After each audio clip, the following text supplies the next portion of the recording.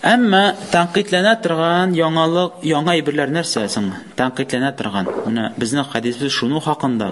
Ул дин мәсьәләсендә. Шуңа да Пәйгамбәрбез саллаллаху алейһи әйтә бит: "Лайса алейһи амруна", безнең эшебез булмаган эшләр. Яни безнең динебездә булмаган әйбер. Диндә булган эшләр менә булар, яңа диндә яңа әйберләр уйлап табылна икән. Менә булар инде тәнкыйтьләнә. Моңа инде бик күп аятлар күрсәтә. Шулардан Аллаһ Тәгалә әйтә: "Ам лахум шуракау шарау лахум минад-дин ма лам я'зам бихилlah".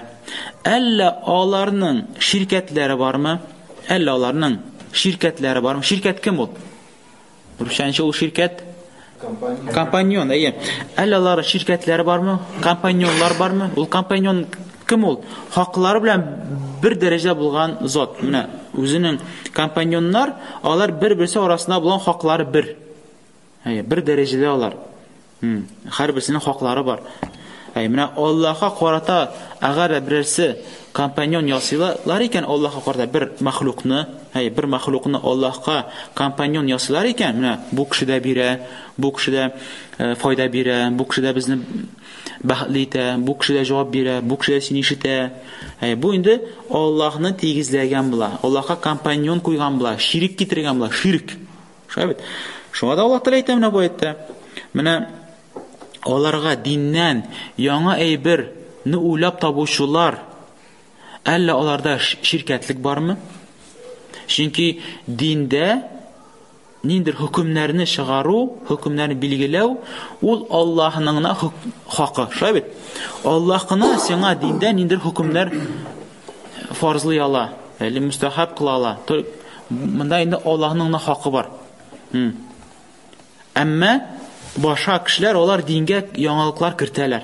Һәм Аллаһ Тәгалә сорау бирә: Tukta ничек алар яңалык кертәләр? Әллә аларның тагы башка иләһләре бармы, тагы башка Аллаһ бармы ни? Күрдеңме? Дингә бит Аллаһ кына хакы бар, дингә хөкем кертергә. Менә мондый гыйбат бар, мондый гыйбат бар, мондый гыйбат бар. Кемдер башка хөкемнәр кертә дингә, Аллаһ Тәгалә сорау бирә: Әллә аларда башка иләһ бармы, башка Аллаһ бармы ни аларда? Нишләп алар дингә кертәләр? Нәрсәгә?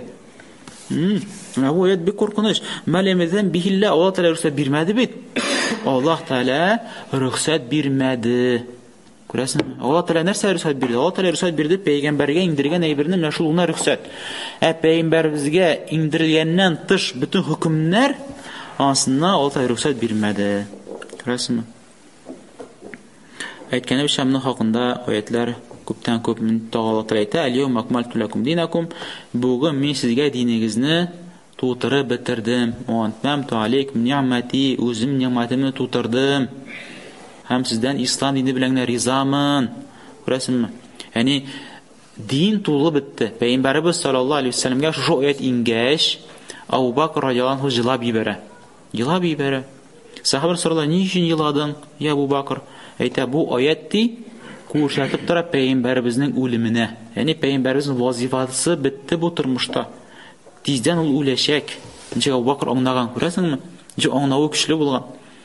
Бу аят нәрсә аңлата? Булды, дин тулды. Өстәмәләргә мохтаҗ түгел безнең динебез. Кем бидат кыла икән? Ул Аллаһында гаепли. Менә: "Эй Раббым, син динне төгәл кылмагансың. Динең тулы түгел. Менә шушы гамәл кирәги. Менә шуны эшләсәң, менә шунда гына безнең динебез тулы", дип Аллаһны гаепләүче. Хәтта теле белән әйтмәсә дә, ләкин хәле белән шуны күрсәтә. Һәм пәйгамбәрбезне хыянатчы дип әйтә. Менә монда Мухаммад җиткереп бетермәгән. Аллаһ Тәгалә тутырып бетергән динне. Монда Мухаммад җиткереп бетермәгән икән дә. Яшереп калдырган икән безгә ниндер файдалы эшләрне. Менә бу мәүлид нинди файдалы иде. Нишләп ул яшереп калдырган? Пәйгамбәрбезне гаепләү бу. Хәтта теле белән гаепләмәсә дә. Күрәсезме? Ләкин гамәле белән гаепләү пәйгамбәрбезне, Аллаһны күрәм зыян.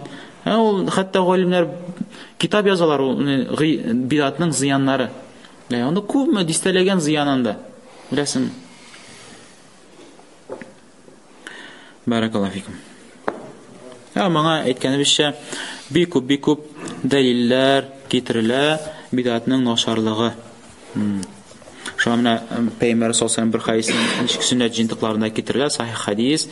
Ol hadisni tapşıra Al-Irbad bin Sariye radiyallahu anhu sili bir vaqtda Peygamber sallallahu aleyhi ve sellem bizga bitta kuchli va'z söyledi. Hatta bizning yuraklarimiz qaltirab qo'ydi, qo'rqib qo'ydi. Bizning ko'zlarimizdan yoshlar oqib chiqdi. Ham biz o'yladik, Peygamberimiz sallallohu alayhi vasallam bu so'nggi so'zlari, Peygamberimiz sallallohu alayhi vasallam bizning bilan sabullasha deb o'yladik. Ham aytdiki, Rasululloh bizga vasiyatini aytib qoldir. Ham Peygamberimiz sallallohu alayhi vasallam aytdi, mana siz mendan so'ng bi ko'p qarshiliklar ko'rasiz, ko'rasizmi? Ya'ni Alloh taoloning oldin xabar bergan dinda qarshiliklar bo'lashaq, yangi ibrat o'ylab topilnashaq, bidatlar chiqashaq. Shuning uchun da bidatdan saqlanu yo'li bir. Butun yo'l yo'q.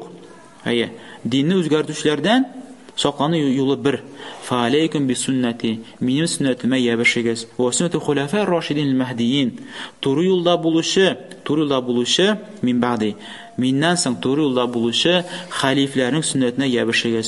Tamassuku biha, mana İkinci tapqir aytdi. Tamassuku biha, yabishingiz mening sunnatimga.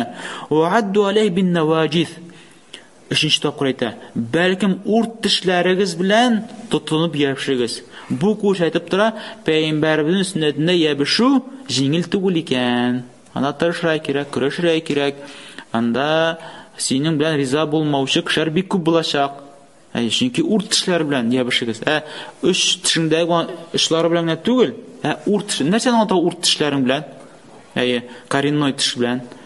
Chunki mana qarasin, oldagi tishlar bilan laktirib qo'rasin, uni bitindi tezgina chiqindirasan. Agarda ort tish bilan qodi deb qisib tutsang, uni endi tortib qona olmaysan qo'ling bilan. Tishlaring bilan chiqsa chiqa, lekin hali boving olaydan chiqmaydi tezgina. Bu ko'rsatib tura, mana shunday mushkul hollar kelib yetashak qiyomatning oldidan. Nechik biz ko'ramiz. Ana ayta fa inna kullu muhdathin bid'ah. Xabar yangi bo'lgan aybi ul bid'at deb aytdi Payg'ambarimiz sallallohu alayhi vasallam.